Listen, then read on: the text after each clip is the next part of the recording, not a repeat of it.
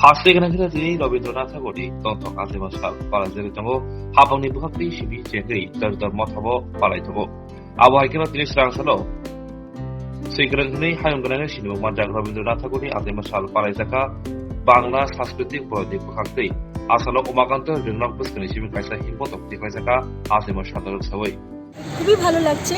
এটা আমাদের প্রতি বছরই এই দিনটা এইভাবেই উদযাপিত হয়, কিন্তু এবার বাংলা সংস্কৃতি বলের উদ্যোগে যে বিশাল শোভাযাত্রার আয়োজন করা হয়েছে সেটা সত্যি আজকের দিনটাকে আমাদের কাছে আরও বেশি আনন্দের করে দিয়েছে। খুব ভালো লাগছে কবিগুরুর জন্মদিনকে এইভাবে আমরা পালন করছি সবাই একত্রে এই শোভাযাত্রার মধ্যে দিয়ে, বর্ণাঢ্য শোভাযাত্রার মধ্যে দিয়ে। অনুষ্ঠানে বেরিয়ে এটা মানে খুব ভালো, এটুকুই বলতে পারি। এরপর আর ভাষায় প্রকাশ করা যায় না, এত ভালো লাগছে। এইরকম প্রভাত ফেরি আজকে যুব সমাজকে রবীন্দ্রনাথ চেতনার উদ্বুদ্ধ করতে কতটা কাছে আসবে বলে মনে করেন? আজকের যুব সমাজকে এই প্রভাত ফেরি, আজকের এই প্রভাত ফেরি যথেষ্টভাবে উদ্বুদ্ধ করবে আমার মনে হয়, এবং আগামী দিনে প্রত্যেকের যারা আজকে যুক্ত হয়নি তাদের কাছেও এই আহ্বান বা এই আবেদন থাকবে, এই ধরনের প্রভাত ফেরি বা এইভাবে যে রবি ঠাকুরের জন্মদিন উদযাপন, এটাতে সবাই যুক্ত হবে।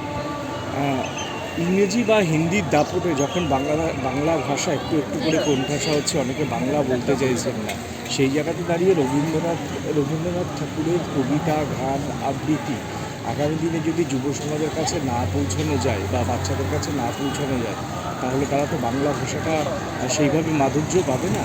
আজকের দিনে তাদের কাছে কি বার্তা থাকবে?